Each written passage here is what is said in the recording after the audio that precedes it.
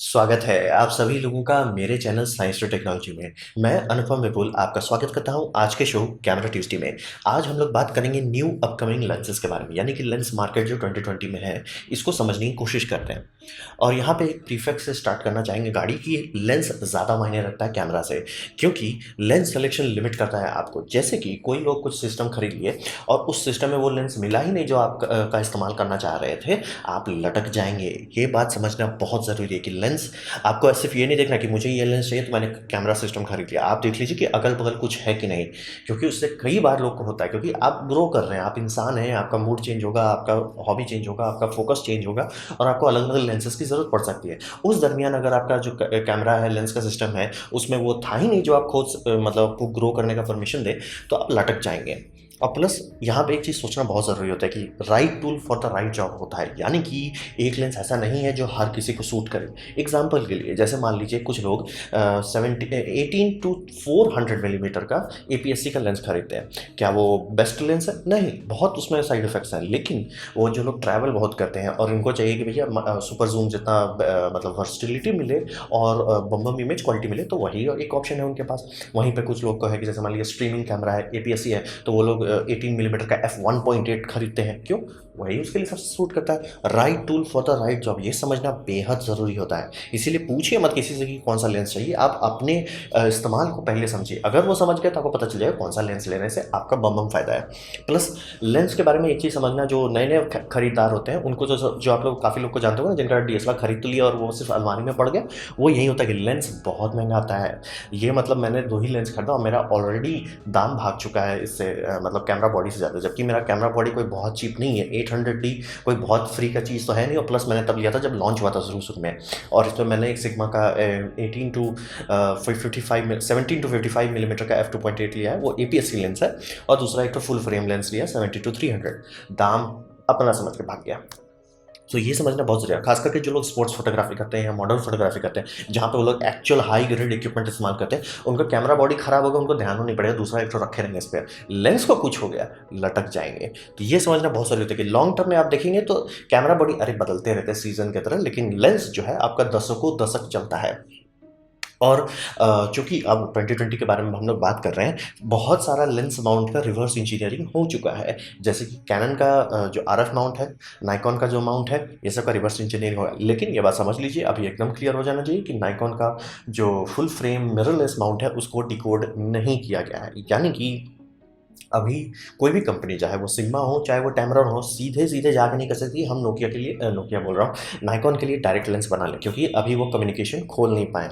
Time लगता है, ये हमेशा होता है। जो लोग मतलब स्टार्टिंग में थर्ड पार्टी लेंस लिए थे, वो लोग ये साइड इफेक्ट को बहुत झेलना पड़ा था कि ऑटो फोकस ठीक से काम नहीं करता था, क्योंकि ये सब इनकोडिंग जो है इधर से उधर जा रही है। जो मतलब आप मेटल कॉन्टैक्ट पिंस देखते हैं लेंस में, ये बात करता है। और माइक्रो प्रोसेसर दोनों तरफ होता है, आपके कैमरा में भी होता है, लेंस में भी होता है। ये माइक्रो प्रोसेसर बात करता है कि तुम क्या करो, तुम कैसे करो। और ये बात को एकदम टॉप सीक्रेट रखा जाता है, नाइकॉन और कैनन रखते हैं। तो कंपनी क्या करती है, उसको रिवर्स इंजीनियर करने का कोशिश करती है, वहाँ पे टैप लगा के मतलब उससे डेटा रीड करने की कोशिश करती है, क्या बोल रहा है कैसे कर रहा है। तो शुरू में बहुत दिक्कत होता था। और आप देख सकते हैं कि सोनी के जो नए नए सिस्टम आए थे तो उसमें भी यही प्रॉब्लम था शुरू में। लेकिन सोनी ने किया कि लेंस माउंट खोल दिया कि कंपनी आप आराम से डेवलप कर लीजिए इसके मामले में। ओपन सोर्स नहीं किया कि कोई भी नहीं देख सकता, लेकिन बड़ी बड़ी कंपनी को दे दिया कि ठीक है, जैसे सिग्मा और टैमरॉन की, ठीक है लो जाओ बनाओ। और ये समझना बहुत ज़रूरी होता है कि ये लॉन्ग टर्म इन्वेस्टमेंट है, यानी कि आप आज खरीदे कई साल तक इस्तेमाल करेंगे। जैसे कि मैंने दूसरा लेंस जो लिया वो फुल फ्रेम इसीलिए लिया था कि मतलब वो टेलीफोटो लेंस है। टेलीफोन मतलब मेरे को दूर का देखना है, APS-C में लगाएंगे वो और ज़्यादा दूर का दिखेगा, फुल फ्रेम में लगाएंगे और ब्राइट इमेज हो जाएगा। तो मेरा हमें हर मामले में फ़ायदा है। तो ये समझिए, लॉन्ग टर्म का सोचिए कि आप ये लेंस ले रहे हैं कितना आगे तक ले जाएँ। और इसलिए मैं जनरली APS-C लेंस से दूर रहता हूँ। कुछ कुछ केसेस में वो मायने रखते हैं, जैसे कि मैंने आपको भी बताया स्ट्रीमिंग के केस में आप APS-C कैमरा लगा के रख रहे हैं परमानेंट तौर पे, तो वहाँ पे आपको 10-12 लेंस के बारे में सोचने की जरूरत नहीं। वहाँ एक APS-C ले लीजिए, खुश रहिए। तो लेंस मायने रखता है, समझना बेहद जरूरी है। कैमरा खरीदने से पहले लेंस देखिए, एक एक लेंस को समझिए, क्या दाम है, किस दाम में। बहुत लोग को लगता है अरे ये ले तो लिए, लेकिन ये तो इसका मतलब जो थर्ड पार्टी लेंस से आते नहीं है, या मतलब जो लेंस सिलेक्शन है उस सिलेक्शन से आपका दिल नहीं भर रहा। तो अब बात करते हैं कैनन का। तो कैनन का अभी रिसेंटली एक बहुत बड़ा रूमर आया है, मैंने नीचे वीडियो दे दिया टॉर्नेडो का। और हिसाब यह है कि कैनन अब पूरा जा रहा है आर माउंट में। और ये एक अच्छी बात है, क्योंकि कैनन आर माउंट को बनाया है, लेकिन उसमें लेंसेज जो है, एक तो नंबर के मामले में बहुत कम, मतलब 140 वर्सेस कुछ, तो नंबर के मामले में बहुत कम है और बहुत ज़्यादा लोग स्विच नहीं किए, मतलब कैनन के जितने यूजर्स थे वो स्विच रेट नहीं हुआ कि सब लोग कूद पड़े इसको बढ़ाने के लिए। ऑब्वियसली सब लोग लेंस का इंतजार कर रहे थे और जो शुरू शुरू में लेंस निकाले बम बम निकाले वो सब एकदम हेडलाइन ग्रैबिंग लेंस निकाले, लेकिन वो सब प्रैक्टिकल लेंसेस नहीं थे। यानी कि मतलब हर कोई इसको ना खरीदे, बहुत लोग ये करने लगे कि भैया इसको रेंट हाउस में आ जा रहा है, उससे वो लेके एक जैसे वाली वेडिंग है उसको वेडिंग में शूट कर लिया फिर लेंस लौटा दिया, बहुत लोग वो करने लगे। तो इस बार ये थोड़ा अप्रोच जो है कैनन का वो अलग है और ये इस बार हम लोग बोल रहे हैं, मतलब समझिए यानी कैनन बैकग्राउंड में बहुत साल से सोच रहा होगा इसके बारे में कि हिसाब ये कि जो अब नए लेंसेस आएंगे ये छोटे रहेंगे। मतलब अभी अगर आप फुल फ्रेम का चाहे कैनन हो चाहे नाइकॉन हो ये सब का वाइल्ड लाइफ फोटोग्राफी लेंस देखेंगे अब बड़ा है, उससे भी बड़ा है, तो दिक्कत होता है। और उससे बहुत लोगों का ये दिक्कत है कि जो लोग मतलब प्रोफेशनल फोटोग्राफर हैं, जैसे कि मान लीजिए नेट जियो के लिए काम कर रहे हैं, डिस्कवरी के लिए काम कर रहे हैं, वो सब तो अफोर्ड कर सकते हैं, बाकी कोई नहीं अफोर्ड कर सकता। आप बोलेंगे तो उससे प्रॉब्लम क्या है, जो कुछ लोग तो अफोर्ड कर पाते हैं। समस्या ये है कि कंपनी तभी चलती है जब लाखों पीस बेचा जाए, एक दो पीस में नहीं तो वो लैम्बोर्गिनी जैसा होगा कि बस बार बार ओ इस बार इसने खरीद लिया, इस बार इसने खरीद लिया, कंपनी बैंकरप्ट रहती है हमेशा। तो वैसे ना होने के लिए अप्रोच बदला जा रहा है। तो अप्रोच कर रहे हैं कि लेंस छोटा हो रहा है ताकि लोग उसको एक्चुअली इधर से उधर ले जा सके। ऐसा नहीं सिर्फ खरीदा एक दो बार यूज़ करने का हिम्मत उठाया उसके बाद भाई क्षमा करो इसको अलमारी में रख दो, ये हम नहीं उठा सकते, तो ये छोटा लेंस बना रहे हैं। तो छोटा लेंस कैसे बना, हमारा ऑप्टिकल का अंडरस्टैंडिंग बेटर हो गया है, लेंस की ज्योमेट्रीज इंप्रूव हो गई है, तो पहला तो वो बेनिफिट आ गया। दूसरा एपर्चर ही छोटा कर दे रहे हैं, जैसे कि 70-200 f2.8 वर्सेस 70-200 f4 ऑब्वियसली छोटा होगा, तो ये कर रहे हैं। तो आप बोलेंगे क्या इससे क्वालिटी खराब नहीं है, क्या इससे मतलब फुल फ्रेम का कैमरा जो है वो माइक्रो फोर थर्ड जैसा बिहेव नहीं करने लगेगा। अब यहाँ पे समझिए ये लोग एम अलग मार्केट को कर रहे हैं। इनका मार्केट ये है कि फुल फ्रेम बहुत लोग के पास है, आरपी बहुत अच्छा कैमरा मुझे लगता है, आर के बारे में मैं उतना फैन नहीं हूँ, लेकिन आरपी चूंकि इसका दाम इतना कम है वो जेन्युइनली मुझे अच्छा लगता है। तो आरपी जैसे मान लीजिए आप ले लेते हो और आरपी में इस तरह के लेंस लगाते हो, आपके पास है क्या, आपके पास एक सस्ता इक्विपमेंट है, क्योंकि आजकल फ़ोन तो आने लगे हैं, लाख डेढ़ लाख तक पहुँचने लगा है, $1000 $2000 के फ़ोन अब आने लगे हैं। तो ये फ़ोन जो है और अब से फ़ोन में ऑप्टिकल जूम भी देने लग गए, तो ये कैनन वहाँ रख रहा है कि आप इसको अफोर्ड कर सकते हैं, इसको एक जगह से दूसरी जगह ले जा सकते हैं, और ये एंटी स्मार्टफोन है, मतलब कि आपका स्मार्टफोन इसके आसपास भी नहीं आएगा। तो पहले तो वो बेनिफिट हो गया। दूसरा दो तीन चीज़ कैनन को बहुत मदद करता है, खास करके उसका कम फ्लैंज डिस्टेंस, सेंसर बड़ा होने के चलते उनको डायनेमिक रेंज का बेनिफिट मिलता है। और जो लोग बोलेंगे सेंसर का साइज से फर्क नहीं पड़ता है, खास करके सब लोग जनरली एक ही जगह से आते हैं, फूजी फिल्म की तरफ से, और वो भी मतलब एंग्री फोटोग्राफर की तरफ से आते हैं। आप ये समझ लीजिए अगर फूजी को पता रहता है कि छोटे सेंसर सब चीज़ हो जाता है, तो उसको कुत्ता थोड़ी काटा है जो मीडियम फॉर्मेट बना रहा है। सेंसर बड़ा होने का काफ़ी फिजिकल फायदा होता है, जिसको इलेक्ट्रिसिटी और लॉज ऑफ नेचर बनाती है, उसको आप छेड़खानी नहीं कर सकते। तो बड़ा सेंसर का तो पहला ये फायदा हो गया कि ठीक है बड़ा सेंसर, बेटर डायनेमिक रेंज है, बम अप, चलिए वो तो हो गया, तो आपका इमेज तो आगे बढ़िया। दूसरा फ्लैश डिस्टेंस जो बोल रहा हूँ मैं कम हो रहा है, इस तरह के आपको बहुत सारे ट्यूब मिलते हैं मार्केट में, माइक्रो ट्यूब्स कहते हैं। आप इसमें से सबसे छोटा भी लगाएंगे, जैसे कि सबसे छोटा भी लगाएंगे जो इतना पतला है, इसको भी लगाएंगे, देखिए आपका लेंस का लाइट कितना कम हो जाता है, हैरान हो जाएंगे कि मतलब इतना, मतलब थोड़ा सा दूरी बढ़ाए बहुत लाइट हट गया। ऐसा क्यों होता है, इसे हम लोग कहते हैं इनवर्स स्क्वायर लॉ, ये फिजिक्स का रूल है। तो आप अगर 2.5 सेंटीमीटर दूरी घटा देते हैं, मतलब आखिरी लेंस से और आपके सेंसर के बीच की दूरी घटा देते हैं, आपका लेंस मतलब ब्राइट हो गया, एकदम ग्लो करने जैसा हो गया है।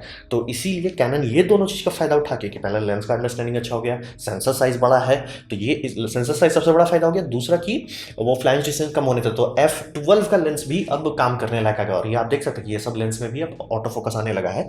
तो ये दोनों का फायदा उठा के कैनन थोड़ा अलग अप्रोच ले रहा है, और इनका आइडिया ये है कि हम वो पुराने ज़माने जैसा लेंस बनाएंगे जिसको लोग खरीद सकते थे, इधर से उधर ले रहे थे। जैसे कि आप नेगेटिव का बम लेंस भी देखेंगे, वो बहुत बड़े नहीं होते थे।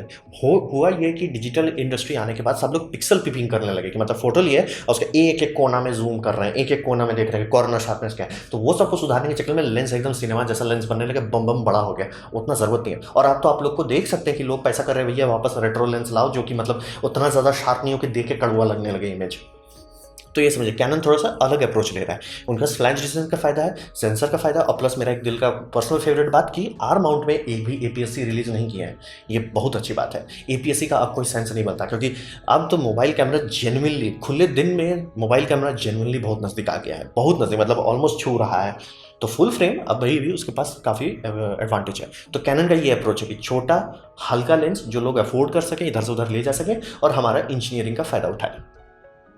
अब बात करते हैं सिग्मा का। तो सिग्मा जो है इधर सिग्मा का अप्रोच एकदम बदल गया। सिग्मा स्टार्टिंग में जैसे नाइकॉन D3200 के ज़माने में ये करता था कि लेंसेज जो बनाते थे आप देख के पकड़ के ही बता लोगे भैया ये तुम मतलब चीप एंड बेस्ट बनाने की कोशिश कर रहे हो। तो यहाँ पे अप्रोच बदल गया सिग्मा। सिग्मा एकदम ऑल इन हो गया, यानी कि सिग्मा अब जो लेंसेज बना रहा है वो एकदम हष्ट पुष्ट तंदुरुस्त बनाने की कोशिश कर रहा है। ये डायरेक्ट कम्पीट कर रहा है, मतलब जिस भी माउंट में बना रहा है उस माउंट पे डायरेक्ट कम्पीट कर रहा है कि हम कैनन का माउंट के लिए आप लेते हैं, हम कैनन से बेटर लेंस देंगे, आप सोनी का लेते हैं, हम सोनी से बेटर लेंस देंगे।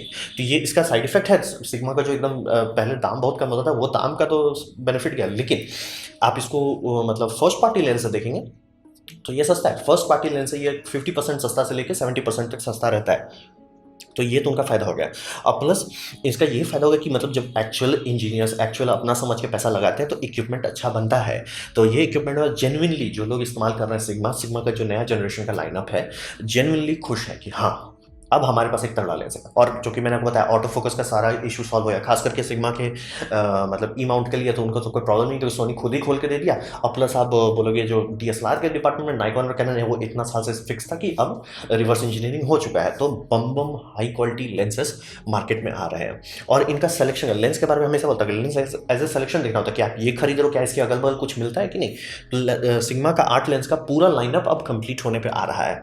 और ये लोग इकलौता है जो मतलब APS-C को भी सीरियसली ले रहे हैं। और ये स्ट्रीमर्स के लिए बहुत इंपॉर्टेंट बात है, क्योंकि स्ट्रीमिंग कैमरा के लिए सबसे बढ़िया मैं कह सकता हूँ सोनी A6100 ले लीजिए, और उसके साथ सिग्मा का 8 का कोई भी जितना भी आप वाइड खरीद के देख लीजिए आपको कौन सा सूट करता है, उसमें एकदम f1.8 का ले लीजिए लेंस। f1.8 APS-C में भी बहुत बम देता है, मतलब जेन्युइनली लगेगा लोगों को भाई सही स्ट्रीमिंग सेटअप हो रहा है। तो सिग्मा बहुत अलग अप्रोच लिया है कि मतलब चीप एंड बेस्ट की जगह पे वो चला जा रहा है बेस्ट ऑफ द बेस्ट पे जा रहा है, लेकिन best of the best that you can afford. तो सिग्मा का ये सेलिंग पॉइंट है। और अब इसका लेंस लाइनअप पूरा कंप्लीट हो चुका है।